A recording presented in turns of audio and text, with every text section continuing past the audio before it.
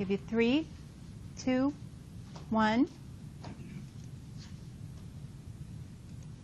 Okay, good. So this is just, so again, unconditioned means unlearned. It's just happening. The down tickles his nose, he sneezes, right? Just happens. What's the conditioned stimulus in this scenario?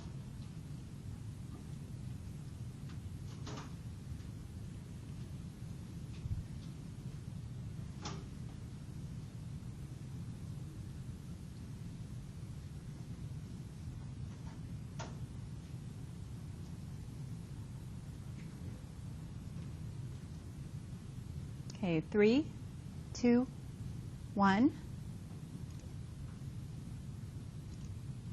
Good. Almost everybody's got it there. Any pillow.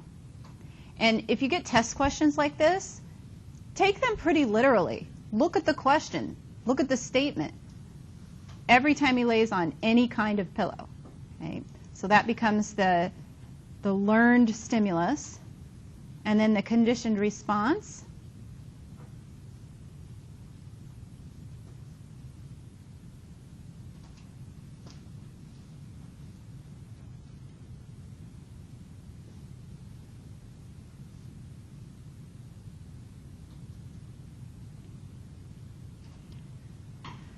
Give you 3, 2, 1.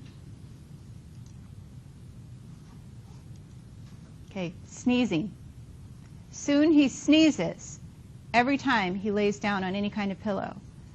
And it's a reflexive response. He's not thinking about it, it's just happening. Now, over time, if he stops using a down pillow, gets a synthetic pillow, polyester foam, doesn't have the actual real stimulus doing anything, eventually the behavior will extinguish. He'll unlearn it. He'll stop having this response to other pillows, right? But he's really, that's what's kind of intriguing about classical conditioning, is that you really are having a physiological response, some kind of reflex. Okay, let's do one more. In order to treat bedwetting, a pad that is sensitive to dampness is placed under the sheets. When this pad becomes wet, it sounds an alarm and you wake up. Eventually, you don't need the alarm to wake up, and your full bladder will wake you up. What's the unconditioned stimulus?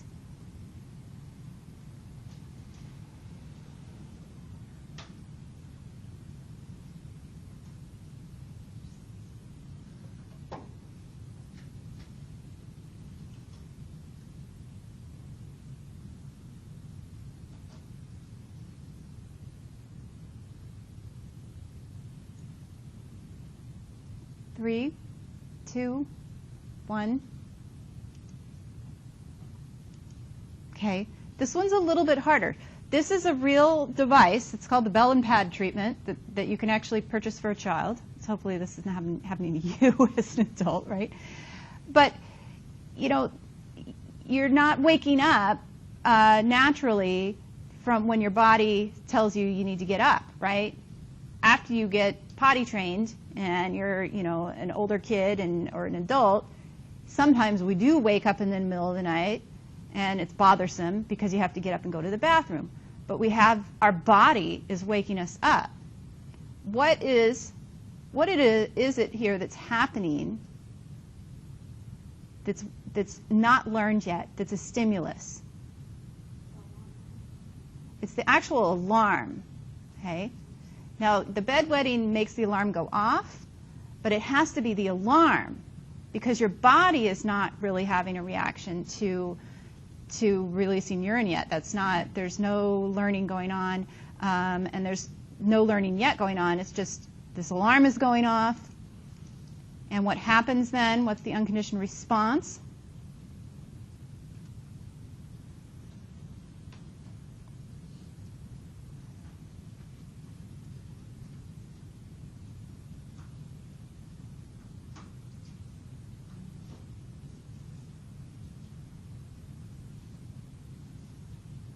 Three, 2, 1.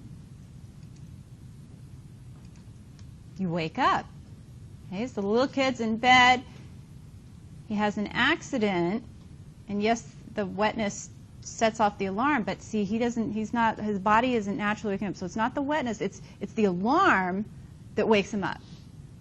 The unconditioned stimulus is the alarm, unconditioned response is waking up. Okay, so good job there. All right, so then what's the conditioned stimulus? Go back and look at the wording on the question there, on the scenario.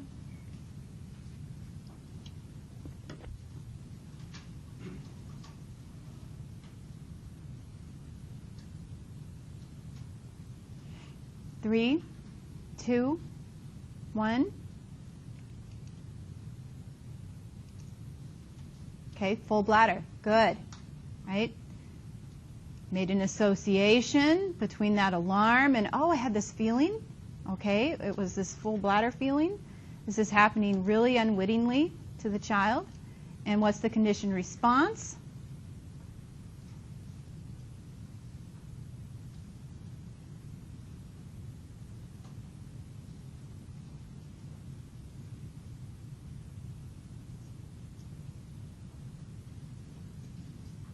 Three, two, one.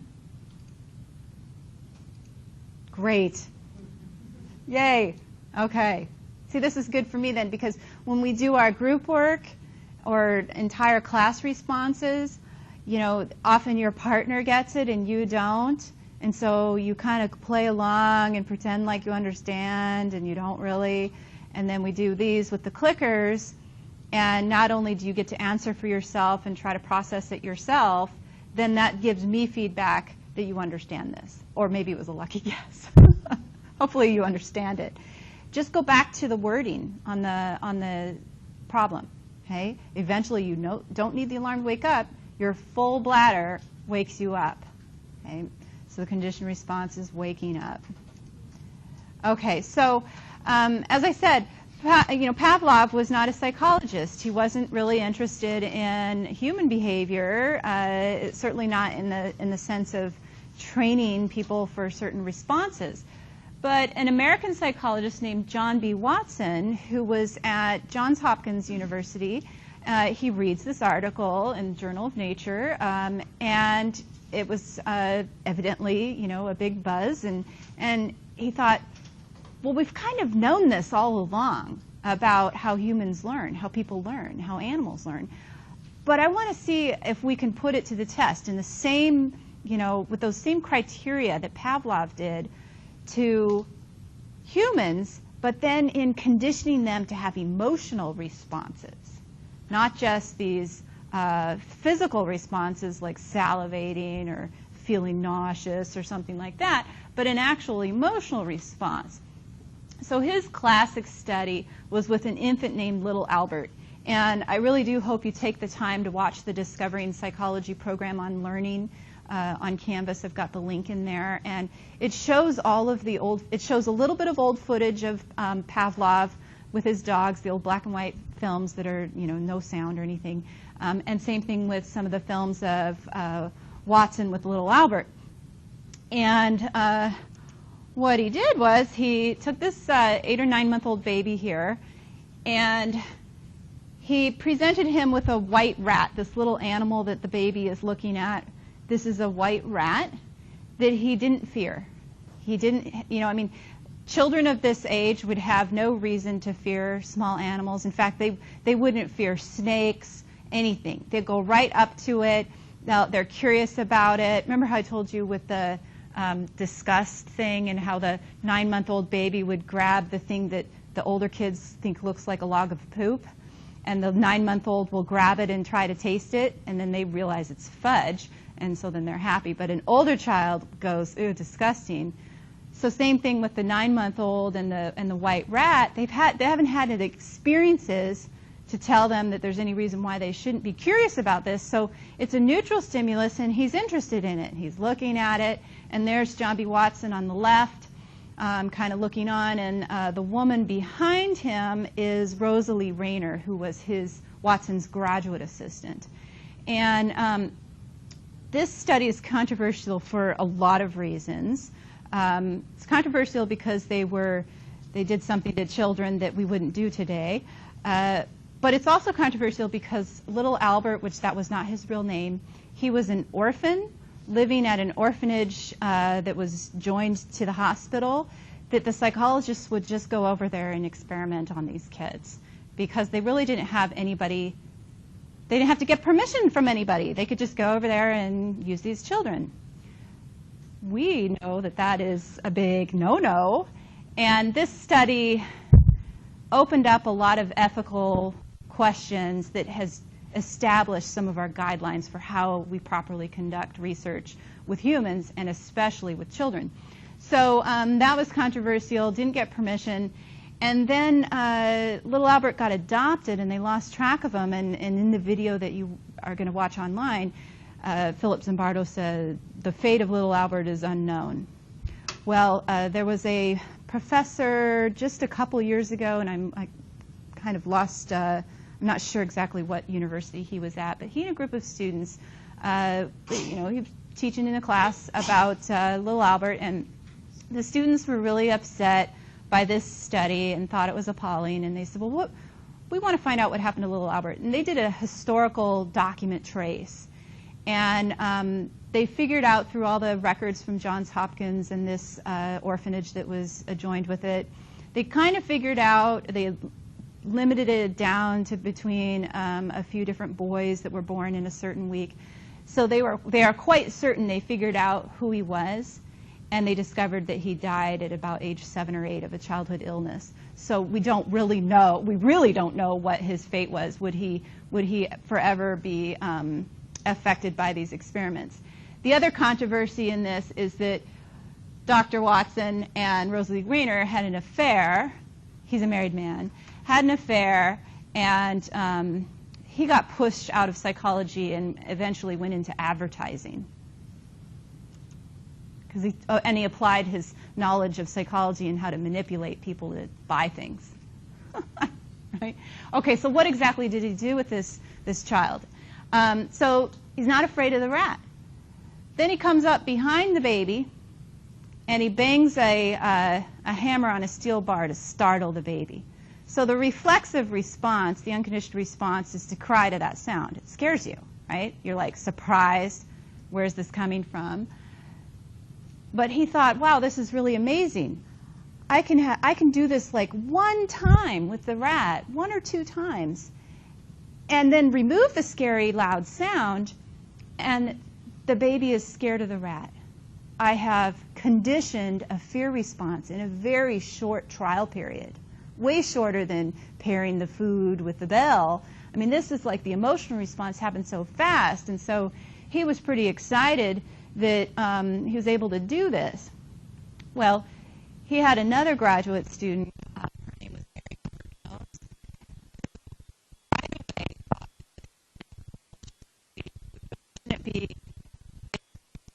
children in this way, this is and reverse the fear. So then she did something called counter conditioning, and we'll learn about it when we get to our week on psychological therapies. She reversed the fear by, instead of pairing something scary with the white rat, she paired something positive. She gave the kids a snack. And so then they could bring the rat closer and closer. And she broke away from Watson then at that point. She said, I don't want to be a part of this research. And she went off on her own, and she became successful on her own. But then, Watson kept going with little Albert, and they had other children that they used for research subjects as well. But they found that they could generalize his response to other things very quickly. So they would bring in a rabbit, and he was scared of the rabbit. And then they switched to a monkey. So watch the video. They bring in a monkey, where Albert's sitting there crying. They bring in a dog. He's crying. They bring in a fur coat, which is an inanimate object. He sees it, it's soft, it's fluffy. He starts crying. Then Watson's down on his hands and knees with a Santa Claus mask with a big furry beard. Of course, that might scare anybody, being in your face with a mask. And poor little Albert's sitting there crying. And Watson says, this is amazing. I've been able to generalize a fear to all fuzzy things. I don't know if he said fuzzy things, but he's been able to generalize it to this kind of concept of fuzzy things, such a short amount amount of time. Wow, this is really strong, powerful stuff.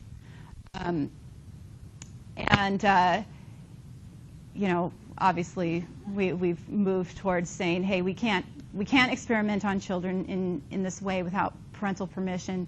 We have to protect them, and you never do anything harmful psychologically or physically to anyone. I found this cartoon last quarter and thought it was pretty funny. Sometimes I wonder who's training whom with, like, the cat. So the cat will jump on the bed at, I guess, like 5 in the morning. I don't know. I'm asleep because I don't respond. If she jumps up on the bed and tries to run around and try to get me up to feed her or something, I just don't respond, and I've never responded. She's almost 12 years old, and I don't respond. My husband, on the other hand, has always responded. It drives him crazy. So he gets up, and he used to, back when she was like a kitten, he would get up and he would give her a scoop of food and then come back to bed, and she'd leave him alone. And I said, well, aren't you just conditioning her to keep coming and getting you up 5 in the morning? And he goes, well, it's easier than her because she'll just keep coming back. And I said, well, who's conditioning whom here? She's conditioned you to get up, or are you conditioning her to jump on the bed? I'm like, not sure. She doesn't come to my side of the bed because I don't respond. Or I go like this and knock her off. If she lays nicely next to me, I let her stay. But if she's trying to get me up, it's not going to work with me. Okay, but then that kind of gets us into operant conditioning, because sometimes with animals or organisms, we aren't sure, are they learning through classical conditioning? Are they learning through making associations just in time and space? Or are they learning because they're getting something out of it?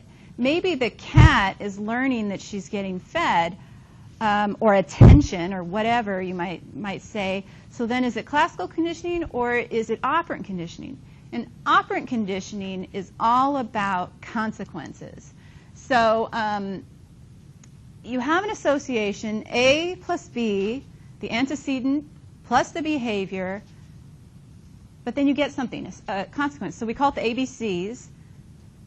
And if it's a favorable consequence, like you get something like a treat, then you're more likely to increase that behavior or repeat the behavior again.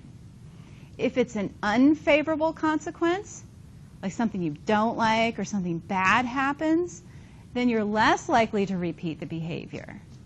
So it's pretty basic. I mean, we use operant conditioning constantly.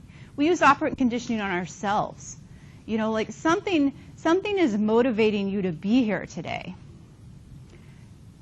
Probably ultimately it's college credit going towards a degree. That's probably the ultimate reason. But then why are you here today specifically? Maybe so that you actually are going to get some points to put towards the grade, and maybe you want a good grade, and if that's important to you, then that's the ultimate, that's the consequence for the here and now. But we kind of constantly do it. So maybe I'm conditioning you guys to come to class, and I didn't put them in the grade book yet. I'll put them in the grade book today from last week. And those are little tokens then. It's like me throwing treats to you to do a trick, right? Okay, I don't really want you to do tricks, but I have found over my years of teaching that when I put the points in every week, it keeps motivation up. People have better attendance. It's just simple as that. They see the points climbing in the grade book, and they come. If I wait until the end of the quarter, which is how I used to do it, then people go, oh, wow, I missed a lot. And they don't realize how much it impacted their grade. So if I'm giving you this feedback all the time to encourage behavior, and you find it meaningful, you like getting points, and you want to get a good grade, then that will increase your behavior, increase the probability of you coming to class. If you don't care about your grade, does my putting points in the grade book do anything to you? No. So that's the trick. If you're the trainer, or the parent, and you're trying to teach your dog how to do a trick, or you're trying to teach your kid how to do something, it has to be meaningful. The consequence has to be meaningful to that organism. Otherwise, all your efforts are pointless, right? It just is not going to, it's not going to work. You're not going to shape the behavior. This is called the law of effect, okay? So a response followed by a positive outcome, something favorable, something that you want, something you like, you're more likely to repeat it. That behavior is going to increase. It's going to occur again. So we can you know, teach a dog how to do a trick pretty easily in the beginning, but you have to give a treat every time. You have to throw him his little treat every single time, and he likes it, so he repeats the behavior. If it's a negative outcome, if you're actually getting, you know, something unfavorable happens to you, you're actually being punished, then your behavior is less likely to reoccur, or your behavior is going to decrease. Maybe we're really trying to punish the person or punish the animal and trying to get the behavior to stop. You want to cease behavior. But again, it's not going to work if it's not meaningful to the organism. Right? So if you're late to school, back when you had to be at school and you would get in trouble if you weren't in high school on time, you get a tardy slip, you have to go to the office and get a tardy slip. Remember that? Okay, the tardy slips. I don't know what happens with all the tardy slips. You get a detention after so many, probably, right? Okay. She's got experience. I don't know if you've got experience. Okay, so maybe after so many parties, then you get a detention, so then you have to stay after school and sit in a boring room for 2 hours and don't get to do what you want to do. Okay, so you're being punished, right? But if you keep being truant, if you're tardy, then we would say that negative, what was supposed to be a negative outcome, you as the high school student, for whatever reason, don't care.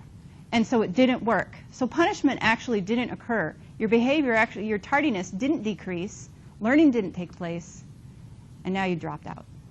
Or kicked out.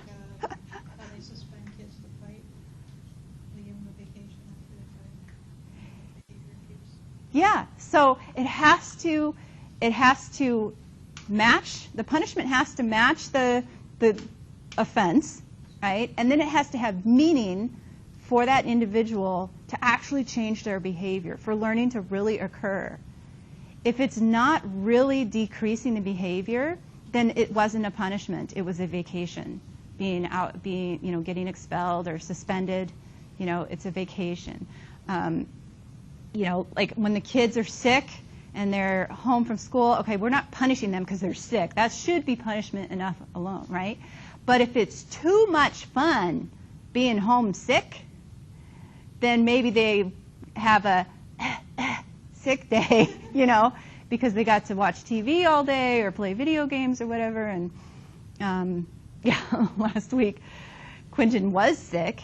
He's 5, and he said, "Mommy, I'm sick." And I could hear it in his nose and everything. And he said, "Staying home from school when you're sick is 0 fun.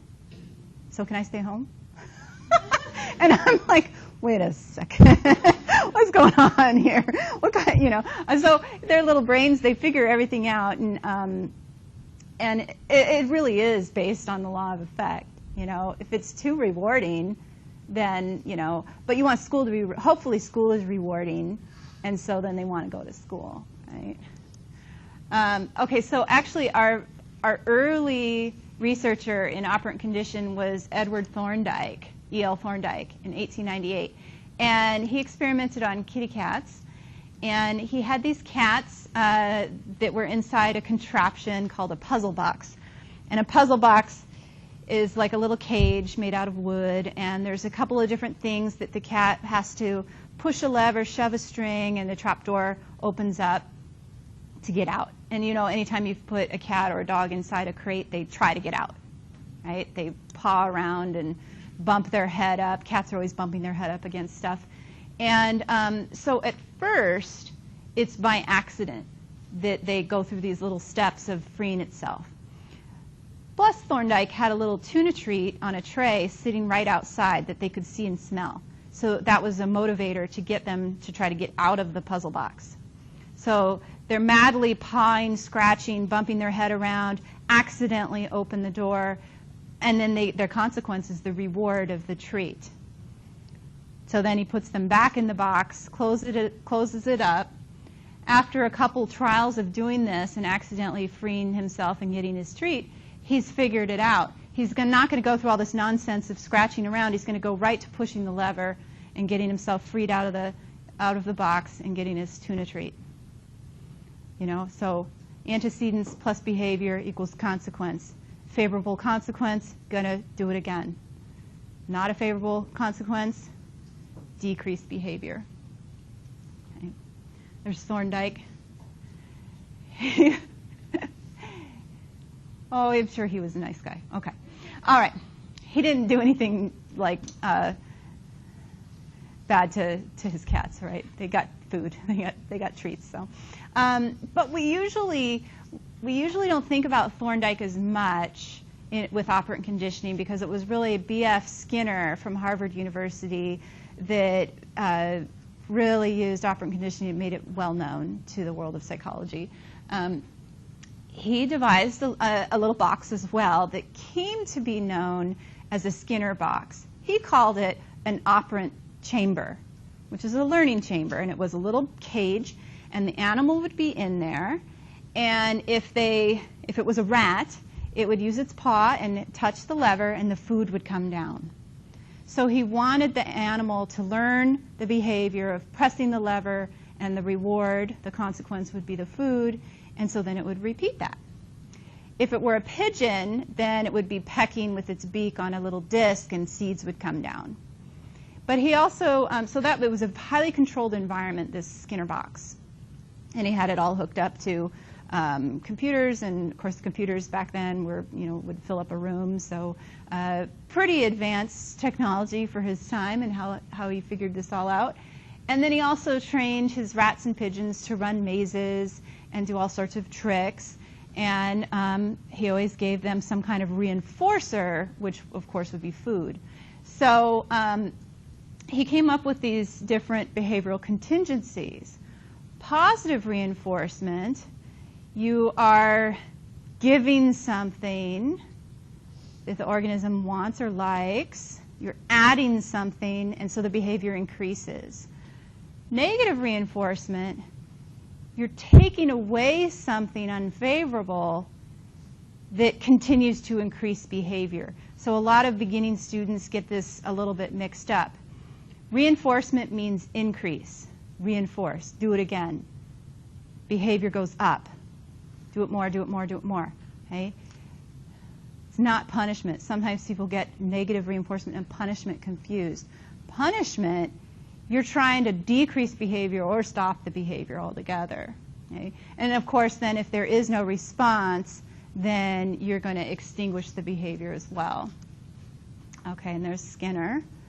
And he died in 1990, and he worked with his pigeons and rats all the way up until the very end.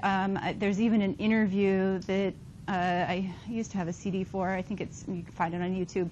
Him in 1990, standing there with his little button next to his little Skinner box, talking about schedules of reinforcement. So he absolutely worked right till the end, and obviously a big contributor to learning theory.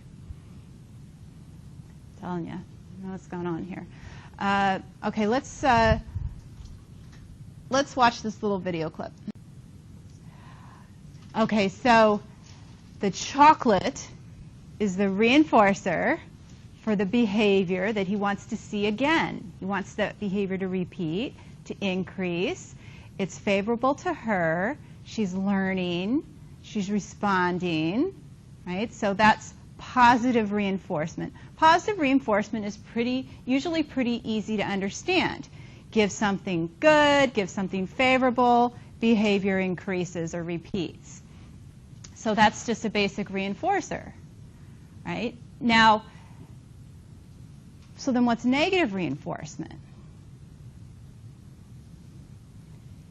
said before, you've got to be, you're still increasing behavior or repeating behavior, but it's because something negative is removed, something aversive is taken away. So as you're figuring out these concepts and preparing for your quizzes and test questions, rather than thinking positive good, negative bad, think positive add, negative take away or remove. I think that'll get it clear in your mind as you're trying to figure it out. So as an example, okay, back in the days when the kids are in the whining stage, okay? They're pretty much out of it now. So about age 3, 4, it's this whining. Whining's really aversive. Anybody's ever babysat, or if you're a parent, having a 4-year-old whine is terrible.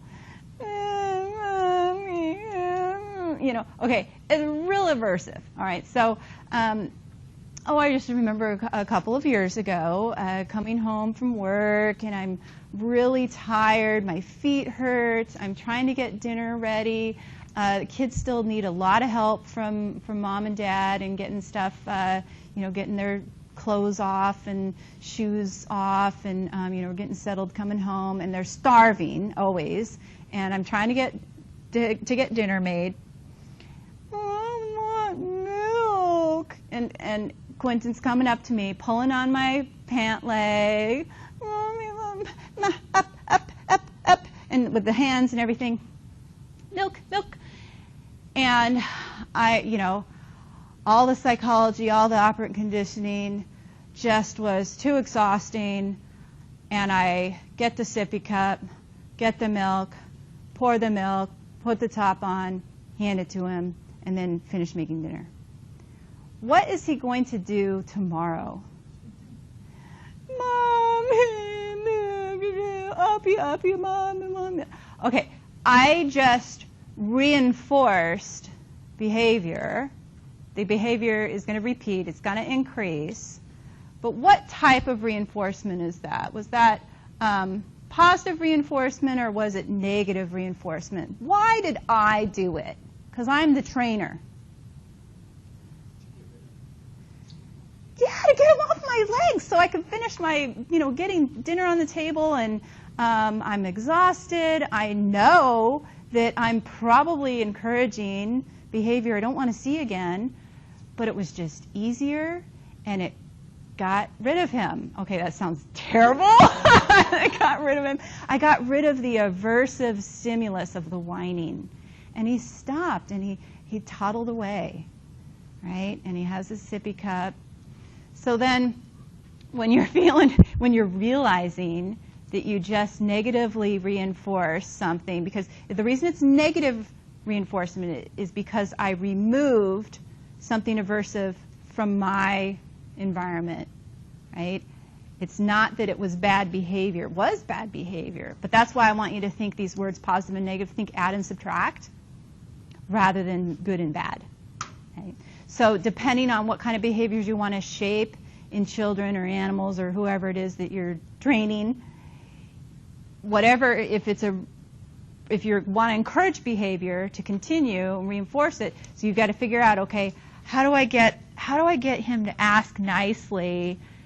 So you have to use a different strategy to get him to stop the whining, and this is where you just, you got to say, okay, I'm not going to answer when you're talking to me in that voice, and you got to redirect until he does it the way you want it, and then give him the milk, and then hopefully within a few days' time, if you're very consistent, you will eliminate that unwanted behavior. But parenting is hard, really hard, especially when you've got lots going on. So people kind of don't realize what you're doing in shaping other people's behavior because you're constantly, it's about me, but it's about them too. Okay? So positive and negative reinforcement. But then punishment. Okay, so punishment, like I said, we're trying to decrease behavior, stop it from happening altogether, right? If it's something that you really want to stop this bad habit, there's two different ways that we can do this. We can call them a positive punisher or a negative punisher. A positive punisher, you are adding something aversive. If you're trying to get the behavior to decrease, you're adding something unwanted. Okay, so kind of a most classic example, if we're talking about children, would be a spanking. A spanking is something aversive that you're doing, adding to the child. And then if it works, if their behavior changes, their behavior decreases, then you'd say that was an effective punishment. A negative punisher, you're removing something positive. You're removing something that they want. So usually in contemporary psychology and in parenting in the 21st century, we tend to go more towards negative punishers. So we take away TV time, or we take away a toy that they want, or we put them in timeout, and you simply take away their free time for however many minutes. You got to remember that like for a 3-year-old, 3 minutes is a long time. So put them in timeout for 3 minutes. That's a long time. And then they make the association, that behavior, and it has to be done instantly, right? You have to make, a little kid has to make the same thing with a dog or anybody that anyone with a developing mind or an animal, it has to be right then and there for them to make the association of that consequence. The worst thing you can do, and unfair, very unfair, is say, you just wait until your father gets home, and then you make the father do the punishment. Now time has passed, been several hours, there's no connection between the behavior and the consequence, and now dad's the bad guy. That's not fair, right? So, and Skinner actually found that punishers were pretty inconsistent for animals as well as for children. And he said, really the most effective thing in changing behavior is using reinforcers rather than punishers, taking stuff away or doing something that's harmful to the organism. So punishment has to be used very delicately, and the science has showed that reinforcers really work better. So like in the classroom teachers, oh my gosh, they used to give hacks in my elementary school. You guys are too young for that. They give hacks, spankings. They called it a hack. There was always about 3 or 4 boys. They were always getting hacks. And I'm like, so now I understand that was not an effective punisher, right? They had a paddle, a big wooden paddle. The kid would go in there, and there was some 6th grade male teacher that was always the one that had to do it. I thought that was really unfair. I'm like, this little 4th grader had an infraction, and the 4th grade teacher sends him up to Mr. Lund in the 6th grade. I always thought that didn't make sense. But anyway, maybe it was a tiny bit of an effective punisher for all of us kids that didn't ever get hacks because it scared the crap out of us. But the ones that got it done, it wasn't an effective punisher. Because if you have it done more than once, that means that the punishment didn't work, right? Because they didn't decrease their behavior. They kept doing whatever naughty thing they were doing. Okay, so let's ask a couple questions and see if you can figure these out. You study hard in psychology and get an A on the exam. You study even more for the next exam.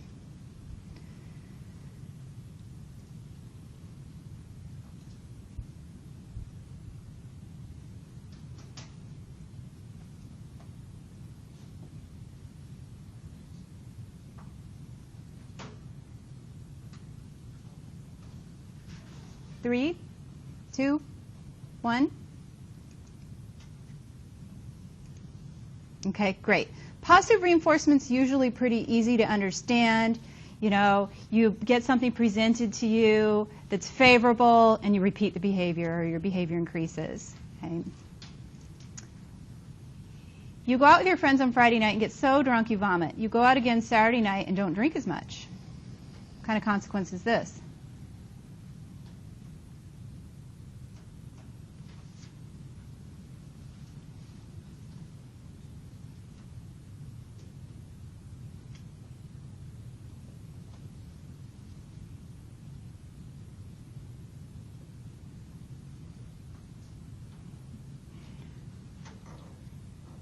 3, 2, 1.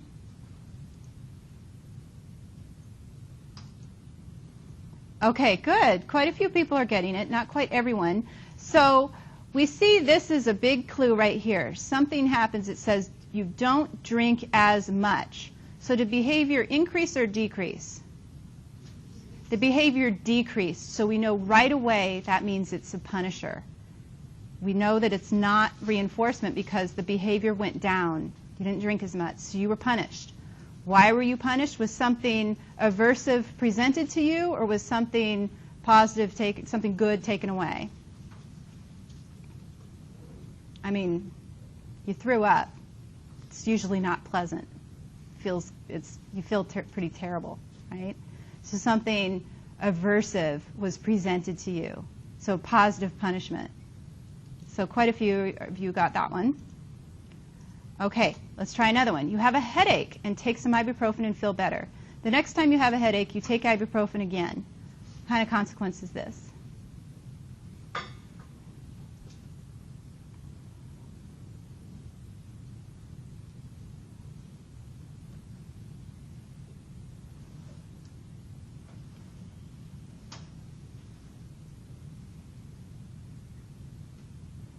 Three, 2, 1. Okay, so we've got, most of you have the reinforcement part of it. We see this word here, again. You do it again, so we know behavior is increasing, so it has to be reinforcement. Why do you do it again? Was something favorable added, or was something unfavorable taken away? It took away the headache, which is unfavorable. You subtracted it out. Something unfavorable is removed. So this is negative reinforcement. Okay? So that's where those words negative and positive can kind of get confusing sometimes. It's easy when it's like, oh, you know, you study hard and you get an A, or you get an A on your report card and you go to Baskin Robbins, get a free ice cream cone. That's pretty clear that's positive reinforcement. The harder ones are reinforcement when something aversive is removed. That means negative. So we'll pick up with this next class.